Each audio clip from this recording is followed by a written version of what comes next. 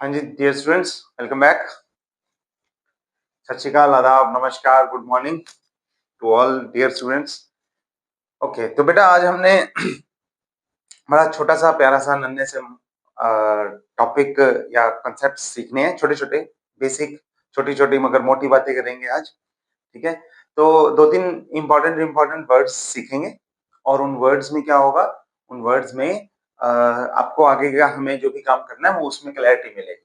तो बड़ा इंपॉर्टेंट एक वर्ड है इलेक्ट्रिक फील्ड लाइंस, और एक और कॉन्सेप्ट है छोटा सा, वो है इलेक्ट्रिक फ्लक्स। बहुत इंपॉर्टेंट है दोनों। तो बात करना शुरू करते हैं इसकी हम। ठीक है, तो सबसे पहले अगर देखें इलेक्ट्रिक फील्ड लाइंस क्या होती हैं, फेरेडे ने कॉन्सेप्ट दिया था। फेरेडे ग्रेट रिसर्चर, बहुत अच्छा काम करते थे वो, नाम तो सुना ही हुआ है आपने पहले भी। तो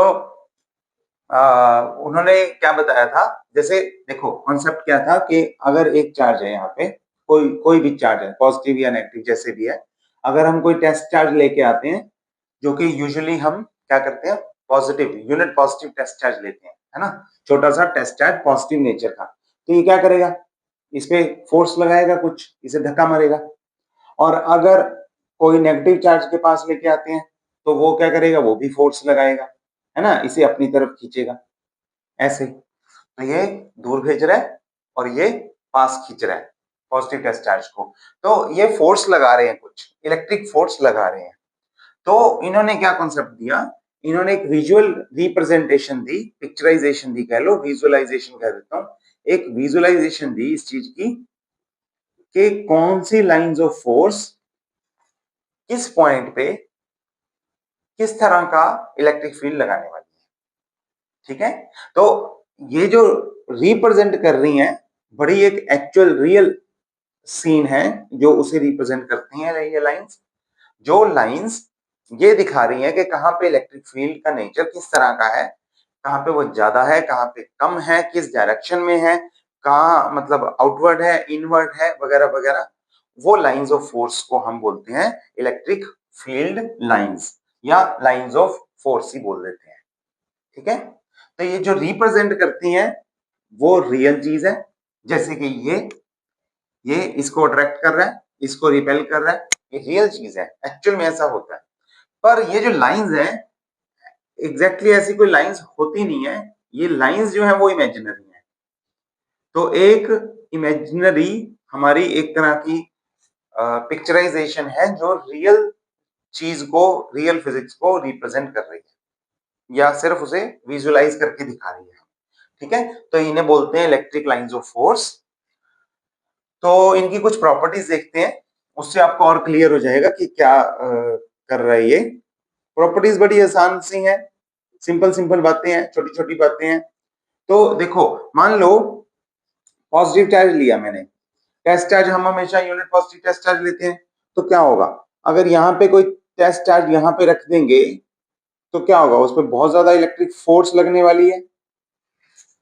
ठीक है, अगर वो थोड़ा दूर होगा तो थोड़ी कम फोर्स लगने वाली है, अगर और दूर होगा तो थोड़ा और कम फोर्स लगने वाली है।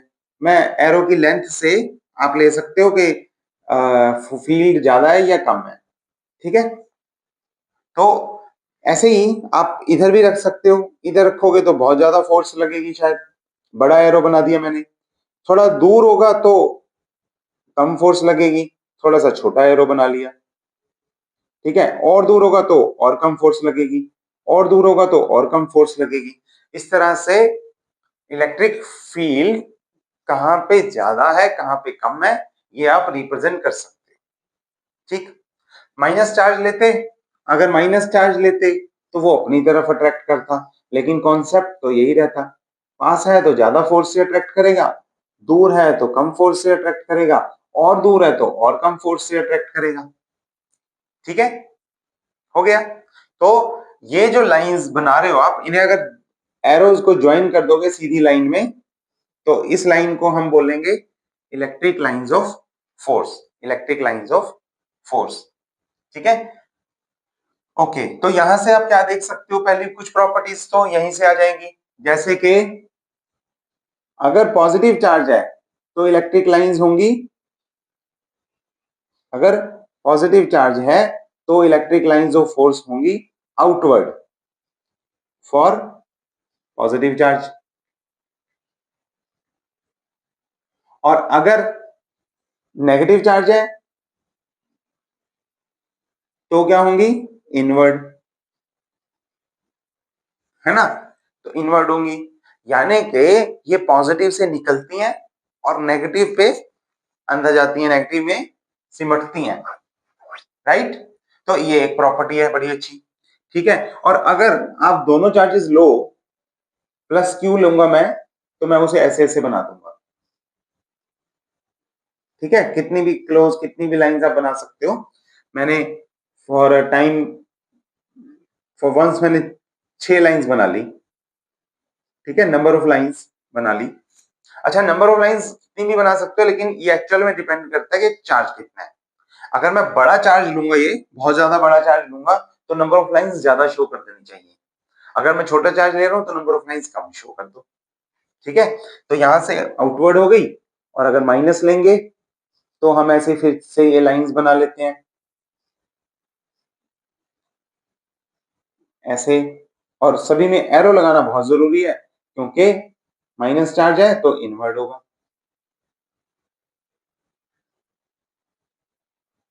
इस तरह से, ठीक हो गया। तो दो प्रॉपर्टीज या एक प्रॉपर्टी कह लो, वो हमारी हो गई, अच्छी प्रॉपर्टी है। अच्छा, यहां से और प्रॉपर्टीज भी बड़ी स्मूथली निकलती हैं, जैसे कि आप देखो कि हमने पॉजिटिव से निकाला लाइंस को और नेगेटिव में गया, तो अगर हम दोनों चार्जेस ले लेंगे, दोनों चार्जेस, तो क्या होगा, तो लाइंस यहां से निकलेंगी और यहां जाएंगी, यहां से निकलेंगी और यहां जाएंगी, यहां से निकलेंगी और यहां जाएंगी।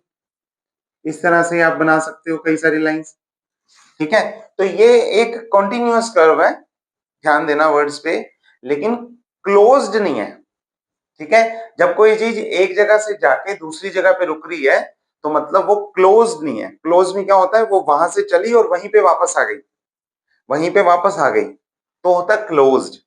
लेकिन यहाँ पे ये क्लोज्ड नहीं है, पर बीच में कहीं पे ब्रेक भी नहीं है कोई, तो आप क्या लिख सकते हो, आप लिख सकते हो these are continuous but not closed, ये भी एक प्रॉपर्टी है,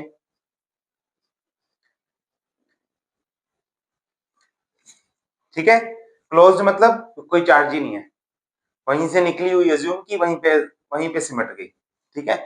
मतलब नेगेटिव और पॉजिटिव चार्जेस एक दूसरे के ऊपर है, तो क्या होगा, ऊपर है, कोइंसाइड कर रहे हैं, तो फिर जीरो चार्ज है टोटल, और फिर वो कह सकते हो कि हाँ जी ये उसी पे से निकल रही है, उसी पे वापस जा रही है, अदरवाइज नहीं। ओके, अच्छा ये भी तो देखो कि यहाँ पे अगर आप देखोगे, यहाँ पे मैं ऐसी भी लाइंस बना सकता हूँ,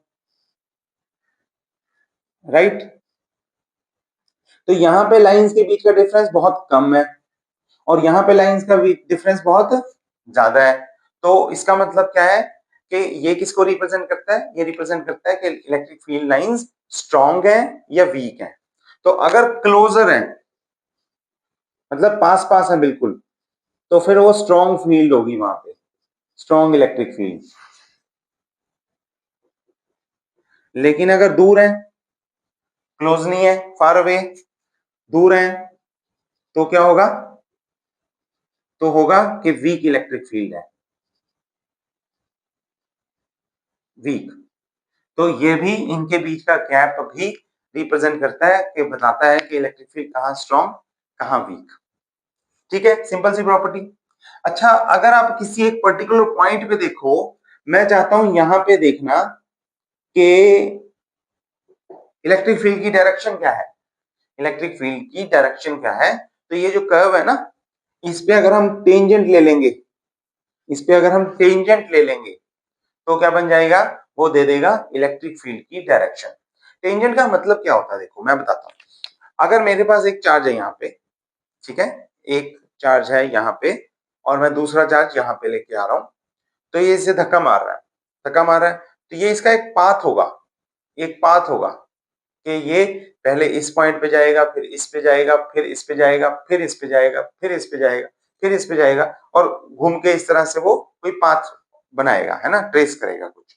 अगर हम उस पाथ को देखें, कि अगर इस चार्ज का पहला पॉइंट, चार्ज नहीं ऐसे नहीं लेता मैं, मैग्नेट लेता हूं, उससे आपको और क्लियर होगा कि अगर हम एक मैग्नेट लें और टेस्ट चार्ज लें और दूसरा चार्ज लें, यहां से अगर ये यहां गई, रिपेल करने वाली स्टेट में है, अट्रैक्ट करने वाली स्टेट में नहीं है, तो रिपेल करने में अगर ये यहां गया तो उसके बाद यहां यहां यहां यहां यहां यहां यहां इस तरह से ये एक पर्टिकुलर लाइन बनाएगा कि ये इसका रास्ता है। ठीक है, अगर ये यहां की जगह फर्स्ट पॉइंट यहां ले लेगा तो भी इसकी लाइन फिक्स हो जाएगी कि ये ऐसे जाने वाला है। ठीक, तो इस चीज को एक बार हम समझते हैं और उससे आपको ये पॉइंट्स और क्लियर हो जाएंगे कि जिस पोजीशन पे चार्ज है, सोर्स चार्ज मान लो मैंने यहां लिया और टेस्ट चार्ज मैं यहां लेके आया, यहां लेके आया। ठीक है, तो यहां पे इससे जो पहला धक्का मिलेगा, पहला पॉइंट ये हो गया, दूसरा पॉइंट ये हो गया, तीसरा पॉइंट फिक्स हो गया, तीसरे से फोर्थ फिक्स हो गया, फिफ्थ फिक्स हो गया, इसका एक रास्ता है जो फिक्स हो गया। ठीक है, एक इलेक्ट्रिक फील्ड है। अगर मैं पहला पॉइंट ये ले लूं, फिर एक और रास्ता होगा, वो फिक्स हो जाएगा। ठीक है, तो ये पाथ को रिप्रेजेंट करता है जिसपे कोई टेस्ट चार्ज मूव करेगा, अगर वो फ्रीली मूव करने दिया जाए तो इस रास्ते पे जाएगा। डिपेंडिंग अपॉन के इनिशियल पॉइंट क्या है, उसकी एक यूनिक लाइन बन जाएगी कि वो इस रास्ते पे जाने वाला है। ठीक है, क्लियर। तो जिस रास्ते पे वो जाने वाला है, अगर आपको एक पॉइंट की इंफॉर्मेशन पता है, दूसरे पॉइंट की कैसे निकालोगे? टेंजेंट देख के, टेंजेंट देख के।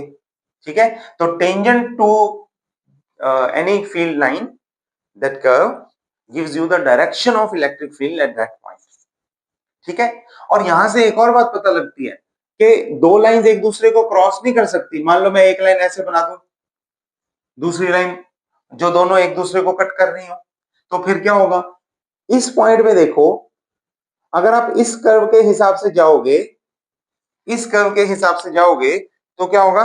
तो ये डायरेक्शन है, यानी कि जो चार्ज यहां पे पहुंच गया उसका अगला पॉइंट क्या है? ये वाला, इस डायरेक्शन में। और इस कर्व के हिसाब से अगला पॉइंट क्या है? इस डायरेक्शन में।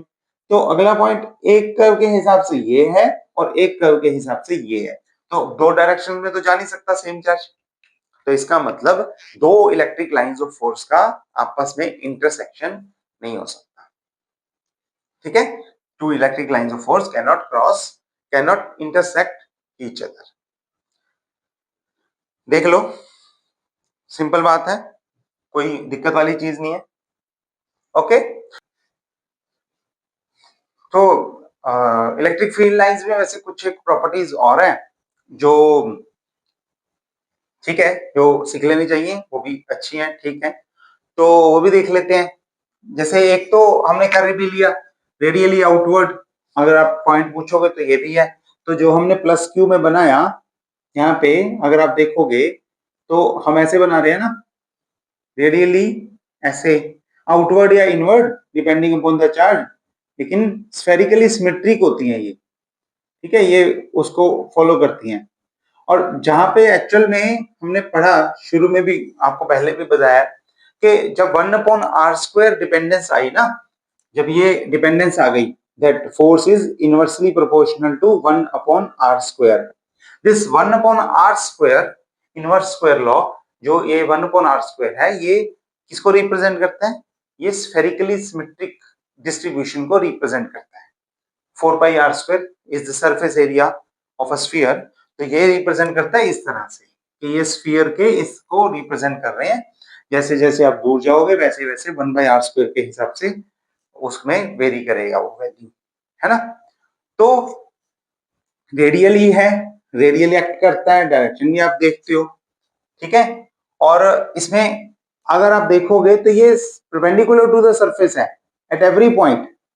टेंजेंट, टेंजेंट पे ये रेडियस परपेंडिकुलर, अगर यहाँ टेंजेंट देखोगे तो that will give you the direction, और इस पे परपेंडिकुलर है, परपेंडिकुलर है, परपेंडिकुलर टू द सरफेस, इस तरह से भी हम इसे बोलते हैं that it acts along this direction।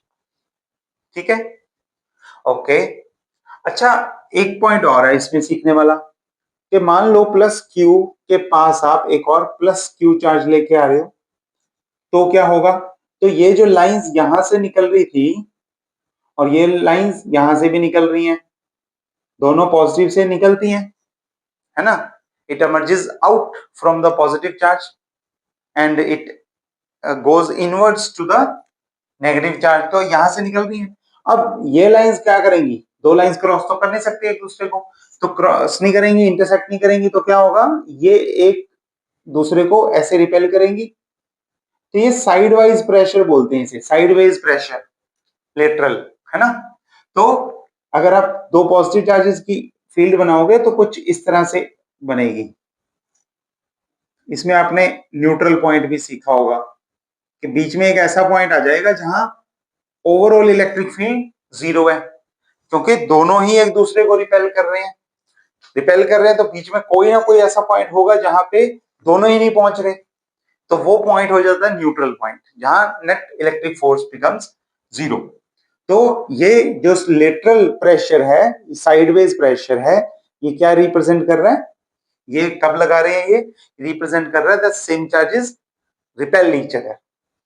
ठीक है, तो ये भी इनकी एक प्रॉपर्टी है। Electric field lines exert lateral pressure that shows that like charges repel each other, repulsion between the, that shows the repulsion between the like charges।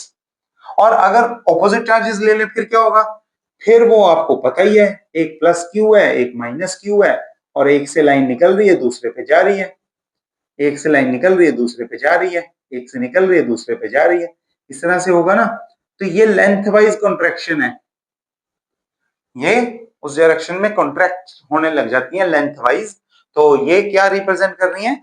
ये represent करती हैं that attraction between the unlike charges, opposite charges attract each other, ये बात वो show करती है। तो ये भी फील्ड लाइन की प्रॉपर्टीज से आप ये पॉइंट भी लिख सकते हो। और क्या लिखोगे? ठीक है, मेन मेन सारे पॉइंट्स तो कवर हो गए। एक दो छोटी छोटी बात अगर इसमें और की जाए तो हम एक और इसमें एक और अच्छी चीज सीख लेते हैं कि अगर इसे किसी मटेरियल में से आप पास करो तो किस तरह के मटेरियल से ये पास होती है और किस तरह के मटेरियल से ये पास नहीं होती है। तो इसमें क्या होता है, हम दो तरह के मटेरियल लेते हैं। जैसे सबसे पहले कंडक्टर ले लेते हैं, ये कंडक्टर ले लिया मैंने, और इलेक्ट्रिक फील्ड यहाँ पे पॉजिटिव चार्ज रख दिया, तो यहाँ पे नेगेटिव चार्ज रख दिया, तो यहाँ से इलेक्ट्रिक फील्ड जाएगी इस तरफ और इसकी तरफ जाएगी, है ना? तो मतलब एक रूट तो ये वाला है और दूसरा रूट ये वाला है, और एक बीच में भी है, इसमें हमने मटेरियल रख दिया मान लो कोई यहाँ पे, तो इसमें जाएगी कि नहीं जाएगी, क्वेश्चन ये है। तो ये डिपेंड करता है कि मटेरियल किस तरह का है। ठीक है, हालांकि ये बात, ये चीज डिटेल में आएगी, लेकिन मैं फिर भी अभी just for the sake of completion एक बार अभी करवा देता हूँ। ठीक, तो हम इसमें दो केस लेंगे। पहला केस लेते हैं हम कंडक्टर का। तो कंडक्टर में क्या होता है, positive to negative electric field बन रही है। कंडक्टर में क्या होता है, बहुत सारे फ्री चार्जेस होते हैं, फ्री इलेक्ट्रॉन्स होते हैं ना, फ्री इलेक्ट्रॉन्स। तो वो क्या करेंगे, पॉजिटिव साइड की तरफ, पॉजिटिव चार्ज की तरफ नेगेटिव चार्ज इकट्ठा हो जाता है, ऐसे मान लो इकट्ठा हो गया। क्यों? क्योंकि वो फ्री है, फ्री टू मूव, मूवेबल है।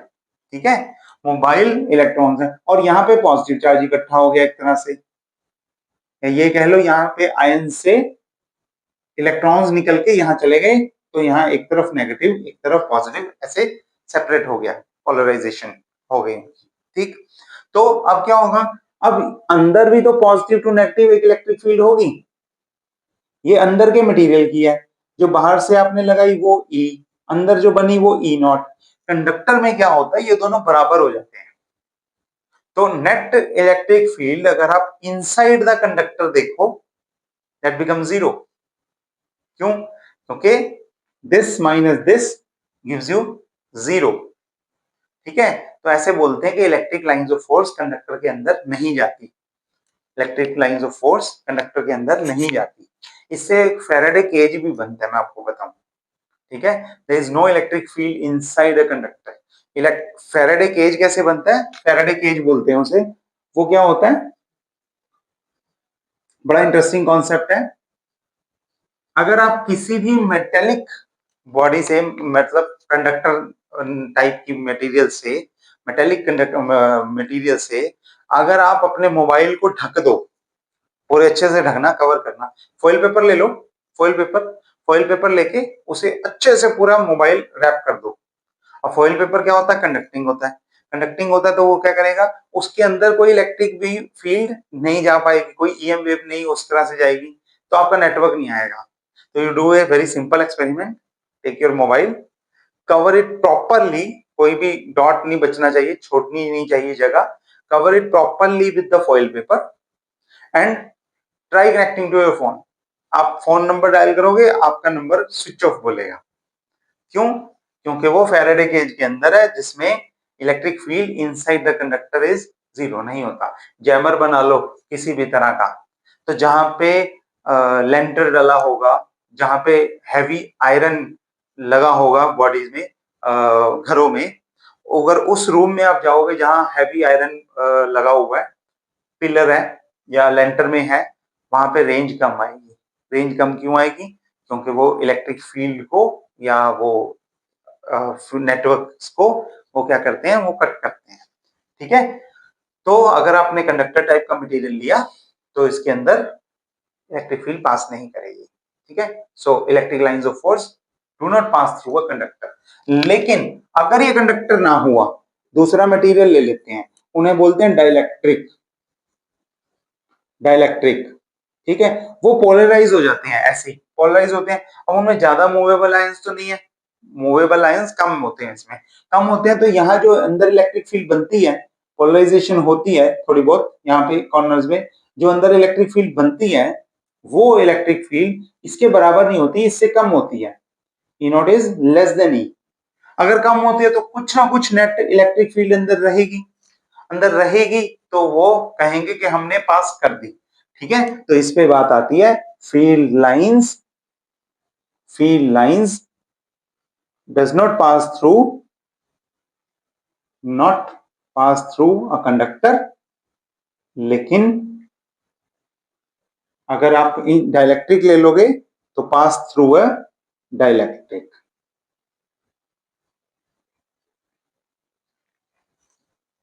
ठीक हो गया, ये सारी मिला के कुछ इसकी प्रॉपर्टीज बनती हैं। ठीक है, और अच्छे अच्छे पॉइंट्स हैं, मेन मेन पॉइंट्स आपको आते होने चाहिए। ये कुछ पॉइंट्स हैं, ये हम दोबारा भी डिस्कस करेंगे डिटेल में, लेकिन फिलहाल इतना तो आपको अच्छे से कर ही लेना है। ठीक है, ओके, तो हमारा ये पहला पार्ट हो गया। अगला हम इलेक्ट्रिक फ्लक्स सीखते हैं। इलेक्ट्रिक फ्लक्स, इलेक्ट्रिक फ्लक्स में और कैसे रिप्रेजेंट करते हैं इसे, दिखाते हैं सरफेस इंटीग्रल ऑफ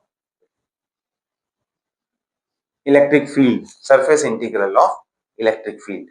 ये इसकी फॉर्मूला की इसका फॉर्मूला है फ्लक्स का, इलेक्ट्रिक फ्लक्स फाई ई से रिप्रेजेंट करते हैं, which is E dot D S. इसका क्या मतलब है कि किसी पर्टिकुलर एरिया में, किसी पर्टिकुलर एरिया में, मान लो मैंने ये प्लेन ले लिया, इस एरिया में कितनी लाइंस ऑफ फोर्स इसे क्रॉस कर रही हैं, मतलब उनका फ्लक्स कितना है, मतलब नंबर ऑफ लाइंस एंटरिंग और लिविंग दोनों काउंट करनी पड़ेंगी। ठीक है, नंबर ऑफ लाइंस एंटरिंग और लिविंग दोनों काउंट करनी पड़ेंगी, तो कितना फ्लक्स है उसे हम इस तरह से डिफाइन करते हैं। ठीक, इसके लिए आपको एक चीज देखनी है, इलेक्ट्रिक फील्ड तो आपको पता है, मान लो मैंने ऐसे बना ली, ठीक है, या ऐसे बना ली, इलेक्ट्रिक फील्ड तो हमें मालूम है। दूसरी चीज क्या है, एरिया। एरिया आप लेते हो स्केलर, लेकिन यहां एरिया वेक्टर लेना है, और एरिया वेक्टर क्या होता है, एरिया वेक्टर होता है, एरिया वेक्टर होता है कि अगर आप, एरिया तो वही रहेगा स्केलर क्वांटिटी, अगर इसका लोगे तो ये क्या होगा, एक्स इंटू वाई, है ना, ये लेंथ इंटू ब्रेथ, यही होगा। लेकिन डायरेक्शन क्या होगी, direction is area with direction perpendicular to the surface, perpendicular.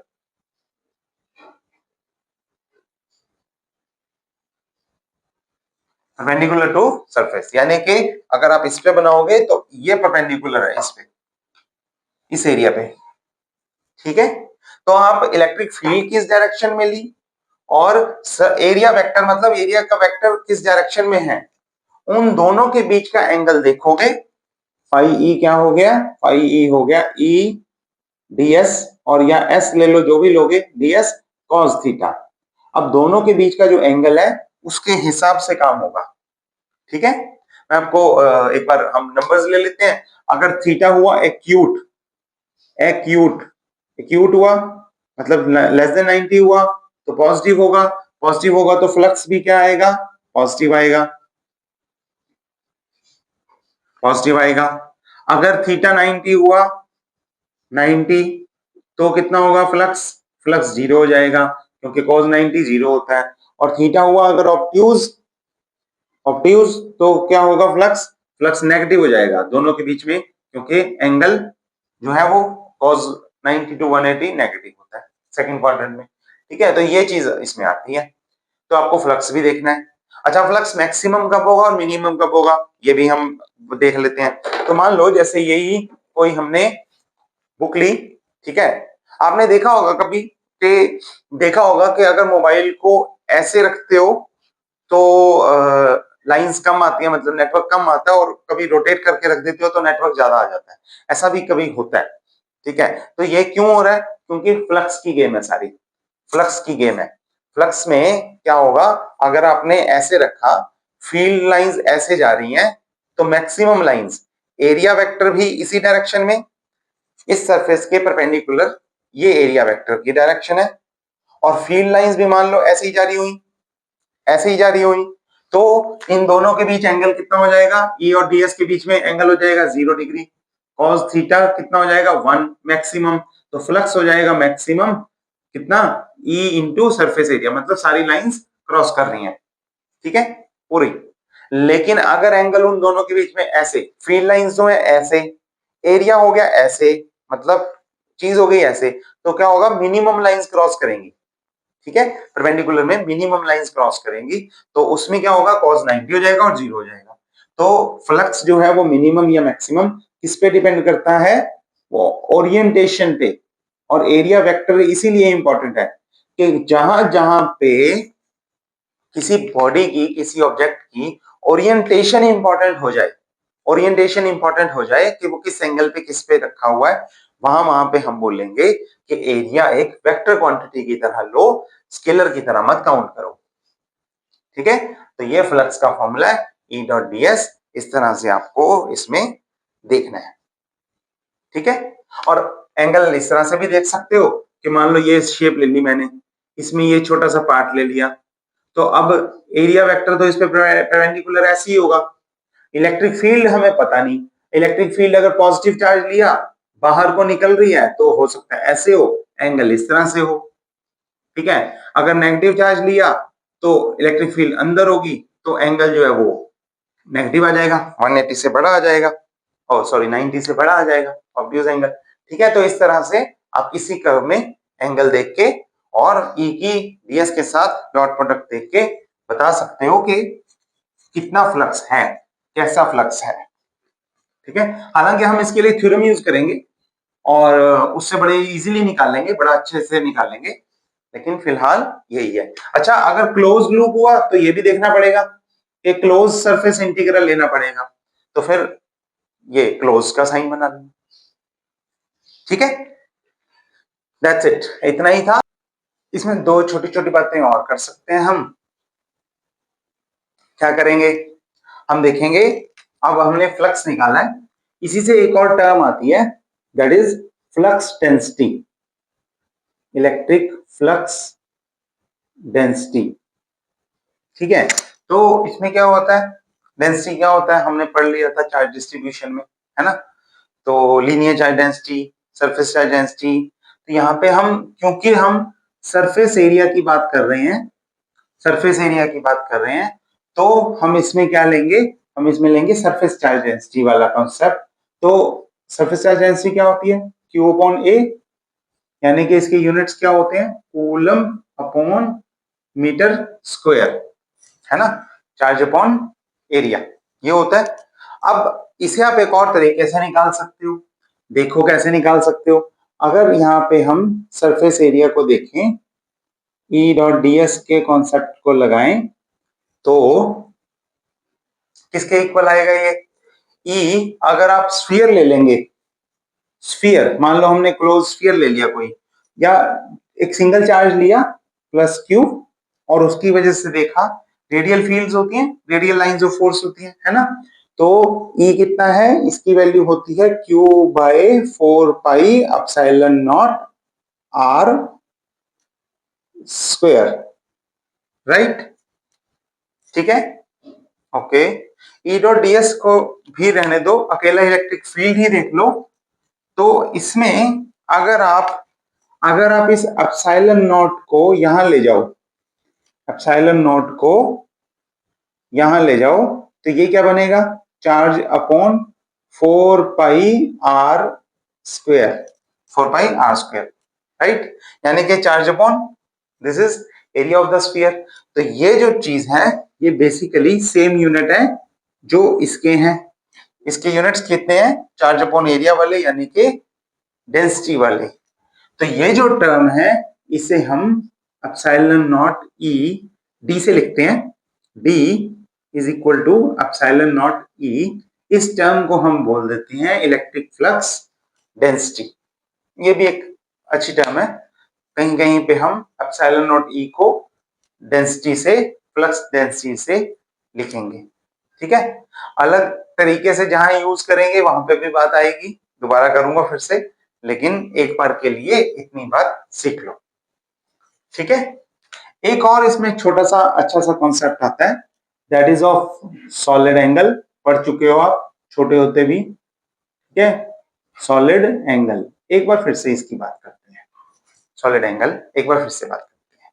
तो एंगल क्या लेते हैं हम, अगर आप दो लाइंस ले रहे हो ऐसे और ऐसे मान लो, तो उनके बीच जो एंगल बन रहा है दैट इज थीटा, उसके यूनिट्स होते हैं रेडियन, एसआई यूनिट्स रेडियन होते हैं, पढ़ा हुआ है।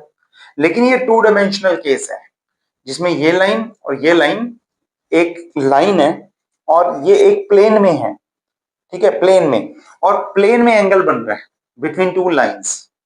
अगर ये स्पेस में हो जाए, अगर यही केस 3 डायमेंशनल में लेना पड़े हमें, फिर यानी कि मान लो ये लाइंस नहीं है, ये कोन्स हैं, कोन, कौन समझते हो, सॉफ्टी जो खाते हैं ना हम आइसक्रीम, वो चीज, अगर ये कोन है, फिर ये एंगल जो बनेगा यहाँ पे, एंगल सबटेंडेड बाय कोन, कोन तो वो भी बना रहा है, बना लें, बना लेते हैं। तो अगर हम एक कोन को देखें, तो अगर आप इस तरह से एक कोन ले लेते हैं, तो ये देखो, ये जो कॉर्नर में, ये जो कॉर्नर में इधर से आप देखोगे, ये ऐसे देखने नहीं देगा। अच्छा, तो अगर हम इसे देखें तो ये जो है ये सरफेसेस हैं, राइट। अब मैंने इसे यहाँ पे रखा, तो ये सरफेसेस हैं, लाइंस नहीं है ना, ऐसे रखते हैं। तो ये सरफेसेस जो हैं ऐसे, ये जो सरफेसेस बनेंगे इनके बीच में भी तो एंगल होगा, ये ज्यादा टाइम लेगा, है ना, कोई बात नहीं, ऐसे। तो अगर आप वहां पे एंगल देखो कॉर्नर पे, ऐसे हमने रखा, ठीक है, ऐसे हमने रखा, और अगर आप इसमें एंगल देखोगे कॉर्नर पे, तो वो 2 लाइंस के बीच में नहीं है, वो 2 सरफेसेस के बीच में है। उसे हम किस एंगल से लेंगे फिर, वो जो एंगल ऑक्यूपाइड करेगा मैक्सिमम सारा, that will be called as solid angle. छोटा सा एरिया लिया, छोटा सा एंगल, कोन ने सबटेंड किया स्फीयर पे, स्फेरिकल पार्ट बनाएगा ये, ठीक है, और ये वाला एंगल हम ले लेंगे डी ओमेगा। और इसका फॉर्मूला क्या होता है डी ओमेगा का, अगर आप पूरे ओमेगा का लोगे तो it is defined as the surface area of the sphere, जो सरफेस एरिया है, divided by square of the radius, square of the radius, so it is S by R square, S by R square, ठीक है। अच्छा, इसमें S जो है area vector नहीं है। अगर हम स्मॉल एंगल लेंगे तो हम लिखेंगे स्मॉल एरिया वेक्टर का magnitude divided by R square, ठीक है। ये सरफेस एरिया है, ये सरफेस एरिया है। अच्छा, अगर सरफेस एरिया किसी एंगल पे हो, मान लो ऐसे पे हो, ऐसे हो, ओरिजिन यहाँ पे है और ये सरफेस एरिया इंक्लाइंडेड है, तो क्या करोगे, तो फिर इसका cos थीटा कंपोनेंट, ये एंगल थीटा वाला कंपोनेंट ले लोगे और इस एरिया वेक्टर का यहाँ पे कंपोनेंट कौन सा होगा, ds cos थीटा, ऐसे भी ले सकते हो। और total will always be equal to integration of it, है ना, डी ओमेगा। और सरफेस एरिया टोटल कितना होता है वैसे, स्फीयर में ले लो 4 pi R square divided by R square, और आर स्क्वायर से आर स्क्वायर कट जाएगा तो ये एंगल कितना आ जाएगा, 4 पाई। मैक्सिमम एंगल स्फीयर में, it is independent of the radius. Formula define ऐसे ही किया है, surface area upon are square, लेकिन it is independent of the radius, square of the radius, उससे फ्री है, एंगल में आएगा। और अच्छा, इसके यूनिट्स क्या थे आपको याद होंगे, इट वाज स्टी रेडियन, स्टी रेडियन, है ना। एंगल के होते हैं, प्लेन एंगल के होते हैं रेडियन, और सॉलिड एंगल के होते हैं स्टी रेडियन, ये इसके यूनिट्स थे। तो ये कॉन्सेप्ट भी हम यूज करते हैं सॉलिड एंगल का, क्योंकि थ्री डायमेंशनल में चलेंगे तो सरफेस एरिया किस तरह से फ्लक्स उसमें वेरी करता है, वो सॉलिड एंगल की टर्म्स में भी हमें पता होना चाहिए, ठीक है। थ्री डायमेंशनल में भी आता होना चाहिए। एक सिंपल सा फॉर्मूला याद कर सकते हो और इंटीग्रेशन करके सिंपल सा रिजल्ट है, याद रख सकते हो, यूनिट्स हैं, इजी है, मुश्किल नहीं है कुछ, ठीक है। और फ्लक्स डेंसिटी भी सिंपल सा कॉन्सेप्ट है। दो मेन बातें हमने सीखी हैं, इलेक्ट्रिक फील्ड लाइंस और इलेक्ट्रिक फ्लक्स। इनके बेसिस पे या इन चीजों को हम बेस बना के आगे बढ़ेंगे। आगे सीखेंगे हम गॉस डाइवर्जेंस थ्योरम, और सॉरी गॉस डाइवर्जेंस पढ़ चुके हैं, गॉस लॉ इन इलेक्ट्रोस्टैटिक्स, वो सीखेंगे डिफरेंशियल फॉर्म में, इंटीग्रल फॉर्म में, और उसकी हेल्प से उसको यूज करके कैसे कैसे हम अलग अलग केसेस में इलेक्ट्रिक फील्ड निकाल सकते हैं बड़े आराम से। मतलब जो इलेक्ट्रिक फील्ड में हम डाइपोल में किया हमने, वो इधर की डायरेक्शन देखो, उधर की डायरेक्शन देखो, यहां से कट करो, वहां कुछ नहीं करना, बड़े आराम से निकलेगा अगर हम गॉस लॉ को यूज कर लेंगे, ठीक है। तो हम नेक्स्ट लेक्चर में सीखते हैं गॉस लॉ। तब तक के लिए आप पढ़ते रहो, अच्छे से अपना काम करो, अपनी सेहत का ध्यान रखो, and stay tune with us. So will meet you in the, I will meet you in the next lecture.